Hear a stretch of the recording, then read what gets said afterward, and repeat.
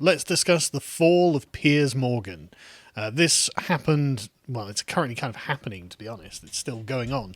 But yesterday he stormed off of Good Morning Britain set and quit. So the discussion leading up to it, I think, was very informative and shows us the ideological conflict that's going on. And I think that Piers Morgan represents the final gasp of a dying order. And the chap he was clashing with, I can't remember his name offhand, actually, the weatherman for Good Morning Britain, he represents... Let's call him it. No, because also it represents his importance in all this. It does, doesn't it? The weatherman for Good Morning Britain had some really interesting moral innovations to share with us, and they're total nonsense, and the sort of thing that even a child would be able to pick apart if they spent any time thinking about them. So anyway, first things first, let's go for this clip and talk about what I was wrong about. Meghan Markle said that there was a decision taken by the palace to stop Archie being a prince based on his potential skin colour. That is completely untrue. Archie hasn't been prevented from being a prince because of his skin colour. And that's been now believed by Americans on national television there. And that is damaging. Right, so Piers is correct, and I was wrong, because I speculated in the same way that Meghan Markle was speculating. Well, it could have been racism. Well, it could have been that they were like, well, he's not going to be related to the Queen, so who knows.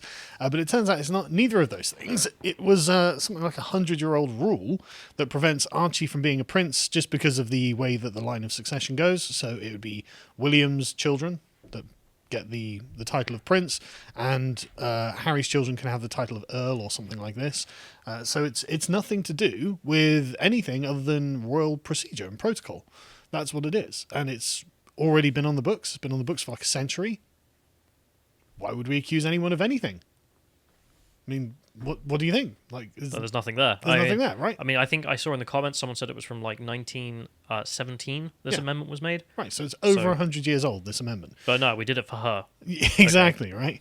And so when confronted with this, the weatherman decided that, in fact, it didn't matter. It just wasn't relevant, that this was a fact, a demonstrable, objective, empirical fact, that it doesn't even matter whether that was their opinion, because at the end of the day, the rule is as the rule is. And so black, white, green, brown, whatever. Any reasonable thinking person would go, right, that's the rule, okay. Exactly, that's the rule, well then that's the rule.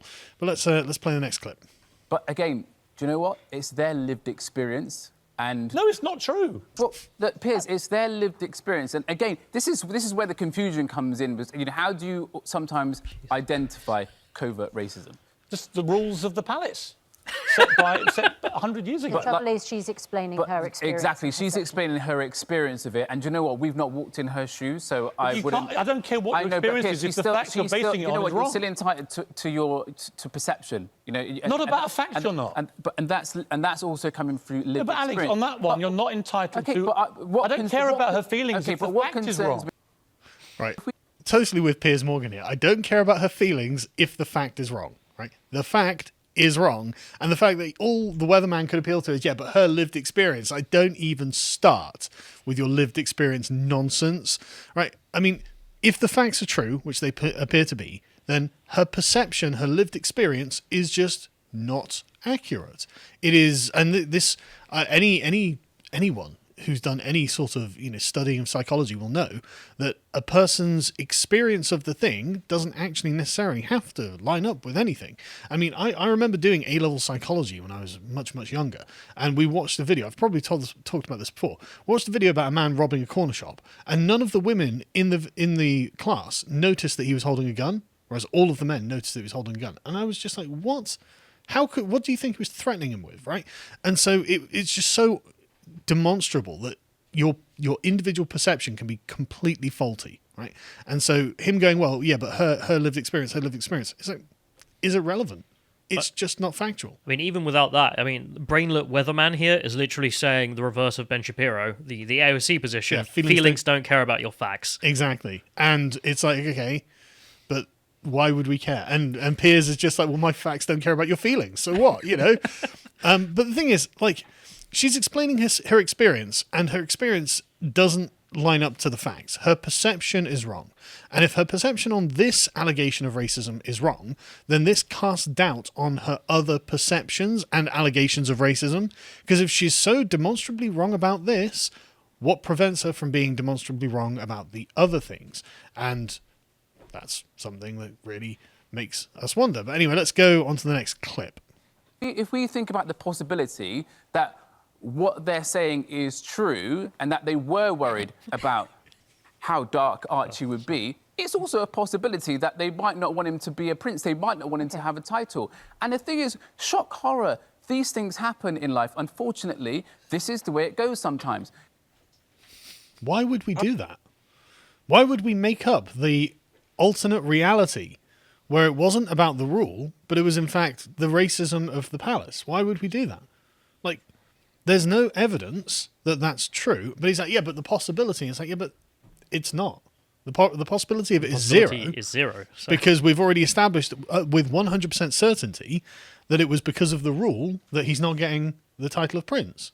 So why are you trying to like, yeah, but if I can just crack open the possibility of that not being the case, then I can extrapolate from this a whole nonsense narrative. It's like, well, yeah, you can, but why would you? Because it's just not real, right? And the thing is, if that was the case, why would Meghan Markle not just come out and say it?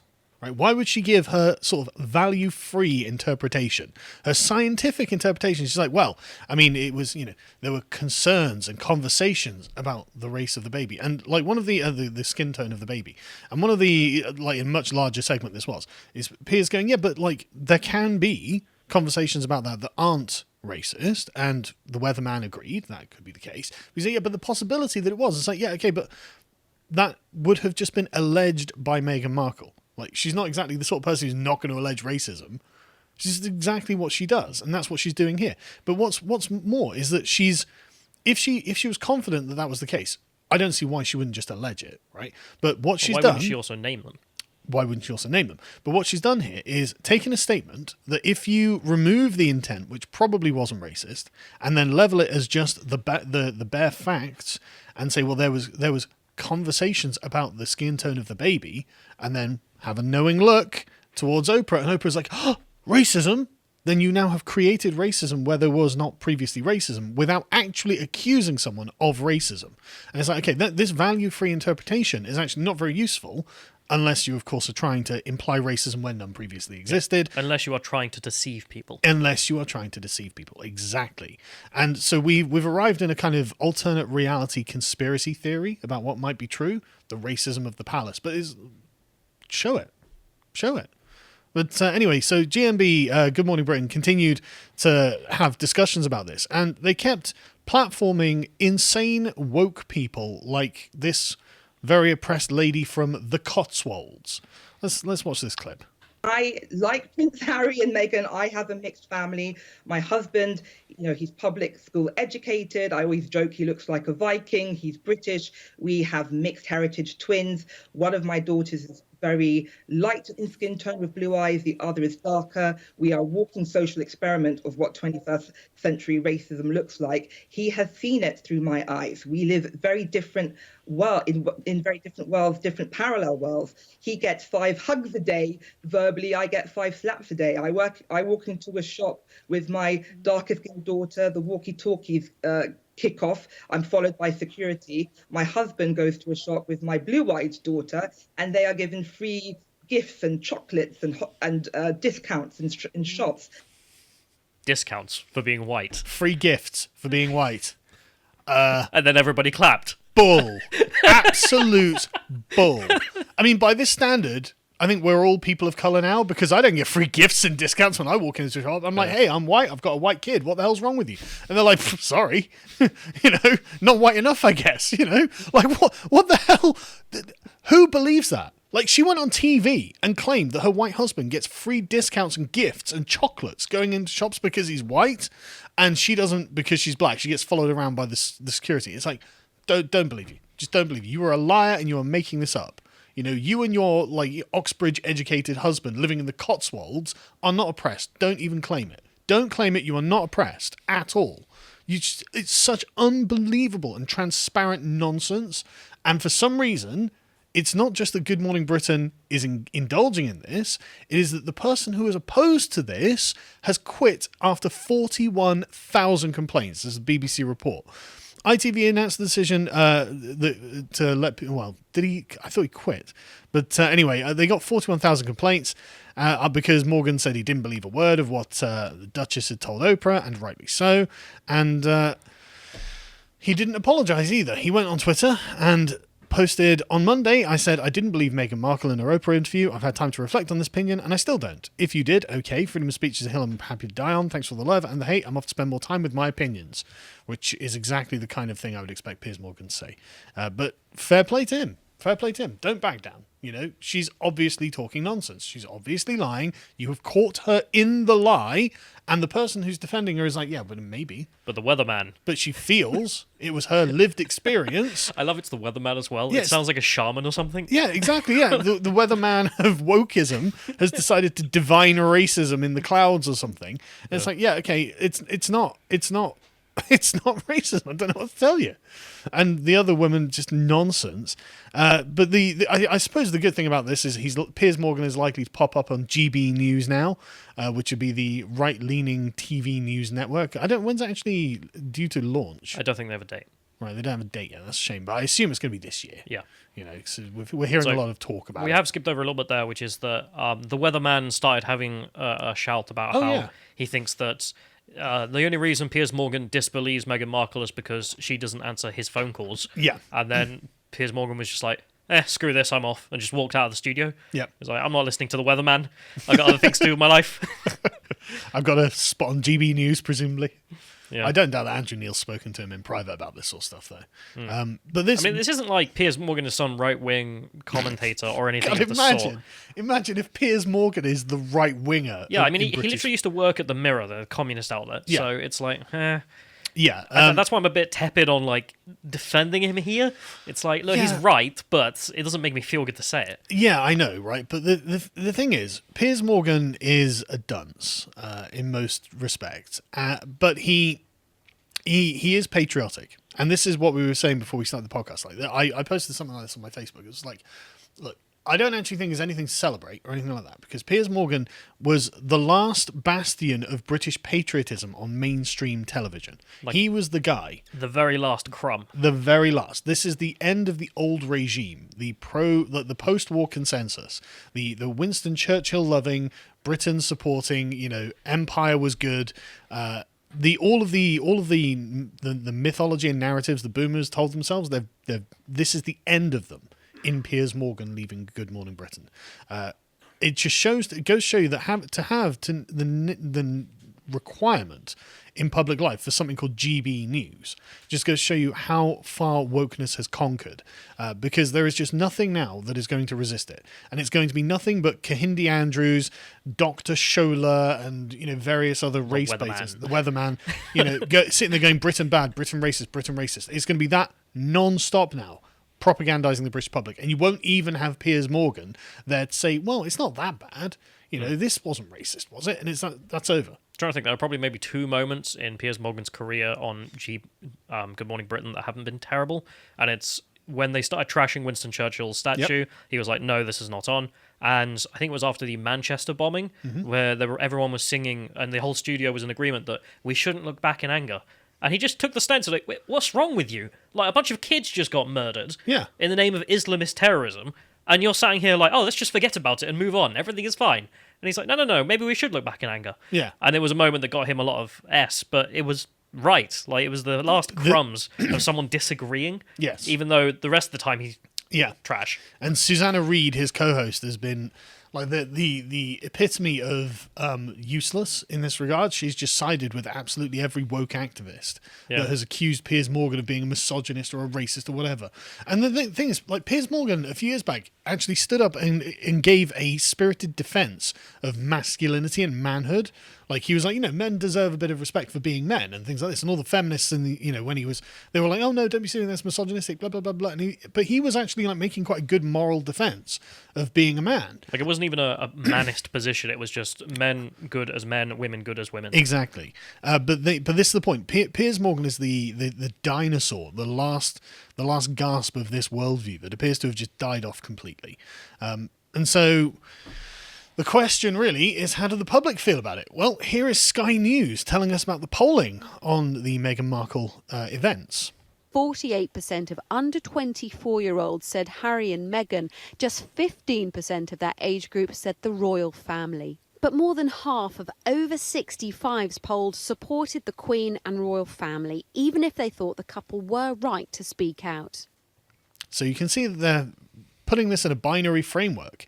It's, young people agree with Meghan and old people disagree with Meghan, and they support the palace. Old people have common sense, young people dunces. Yes, that's correct. Young people have been propagandized by the radical left into believing the opposite of what is good for them. But the thing is, this is actually not an accurate description of how the public feel about this, as reported on Lotus.com. This is from our new dispatches section, by the way, which is absolutely excellent. Rory's been doing a fantastic job here.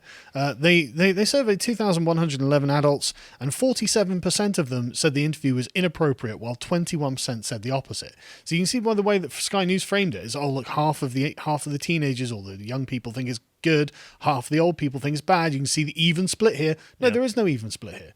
Like, this is a way that the media will lie to you, will misrepresent what's happened to you. 21% of people think that she did a good job, and nearly 50% of people think she did a bad job. That is not an even split. That is and then the rest of them obviously just don't care about the subject, so we can ignore them. It's mad. And even then, with other questions, do you have any sympathy for Harry and Meghan? 56% said no, little or none, whereas only 29% said they had some sympathy. So this isn't really a very divisive issue from the perspective of the British public. Yeah. Most of them either don't care or don't like Meghan. Looking there, the 21% of respondents who said that they side with Meghan, 50% of them were the 18 to 24s. Yes. So the morons in university who are being propagandized. Yes. And are yet to wake up. They will wake up when they get to their 30s and 40s. Yes. Their minds will change. They won't stay like this. But I hope not. But yeah, and as you say, only 50% of the 18 to 24 group supported them as well. So again, it's a very, very small percentage of people who actually agree with Meghan Markle, and yet the media is presenting it as if like half the country agrees. But anyway, we finally got a response from the palace on this, and just for anyone who's wondering like where I stand, and presumably you stand, is God save the Queen? Duh. Yep. Why would we even ask that question? The royal response was pretty good. Terse. The whole family is saddened to learn the full extent of how challenging the last few years have been for Harry and Meghan. The issues raised, particularly that of race, are concerning, while some recollections may vary. Excellent. They have been taken very seriously and will be addressed by the family privately. Harry, Meghan, and Archie will always be much loved family members. Excellent response. Gives them nothing to work with. Yep. Nothing to work with. What are you going to do to attack that? Everyone's entitled to their privacy. They're taking it seriously. But I love while some recollections may vary. And the thing is, if the weatherman hadn't blundered into it and been like, yeah, it doesn't matter about the facts, her feelings, it's like, well, yeah, we appreciate you're going to have some feelings on this, but that shows that the problem's you, doesn't it? It does. It's not the facts. It's you. You're the one who thinks this because you're the American race hustlers. Don't know what to tell you. There was something else. Oh yeah, the allegations about the mental health thing. I don't doubt that she felt that there was like massive pressure that does affect her mental health. I do believe that's probably true. But it's weird because the royal family do have private physicians, private doctors, private psychologists, private hospital. So the idea that she couldn't get help is actually totally not credible. And I don't see how that could have been the case, especially as Harry said that he had gone and sought his own help. And Piers Morgan was like, yeah, but if he went and got his own mental help, he was just like, screw her. Like, why didn't he like try to help her in some way? It doesn't add up. It is not a convincing story. I mean, the whole thing is garbage. It's obvious. I mean, garbage. even the point we spoke about yesterday, I didn't mention, but you mentioned the idea that she's arguing, oh, there was no instruction booklet, I had no idea what I'm getting into. I mean, number one, that's obvious bull, but let's just assume for a second it's not obvious bull, and she did get into it not knowing. There are people around you who will tell you what precedent is, what is to be done, because you don't know. In fact, Harry himself did say that he had done the same. Exactly. There are people who tell you, no, this person goes first, you eat like this, this is what you're allowed to do, what you're not allowed to do. You know, you can no longer fly your plane, Philip, because you're not allowed, and things like this. It's not like there is no advice. So, sure, there's not an instruction manual, but there is a long nudges of people saying, stop doing that. Yeah, do this, do that, just, be good. But yeah, the idea that she couldn't get access to some sort of medical professional to help her with their psychological problems, don't believe it. Just don't believe it. Obvious lies. Harry managed to do it. Why wouldn't he do it for his wife? How is it that the princess couldn't get access to someone to help her? He's also racist. Yeah, exactly. I guess so. That'll be the argument. Well, what else can they say? And it's either that or Meghan is lying. Hasn't he already done that, actually? I think there is a video of him claiming that he's learnt about privilege or some BS, and claiming that he's learnt about how, race affects everything and how he's sorry for being white. Yeah, and he said that in the interview. He said that in the Oprah interview. But the thing is, you are a prince, Harry. So, you're kind of meant to be above everyone else. Yeah, I don't want to actually hear any lectures about privilege from you because it's just given that you're privileged. So what's happening with that? Are they out of the family? Are they? No. That was something I forgot to cover as well, actually. A poll for the Daily Mail found that among those aged 45 and over, 62% were in favour of them losing their royal titles. And for those aged 18 to 44, it was still 38% who wanted them stripped of their royal titles, with 36% saying they should keep them. And of the 45 and over, 21% said they should keep them. So the majority of the British public, of course, want them to be kicked out of the royal family. So it's not even we don't believe you, just sod off completely. Yeah, we don't believe you, get out. Yeah. So, based public. You're obviously lying. Yeah, exactly, based public. If you enjoyed this segment from the podcast of the Lotus Eaters, you can watch the full broadcast live every weekday at 1 p.m. UK time on lotuseaters.com.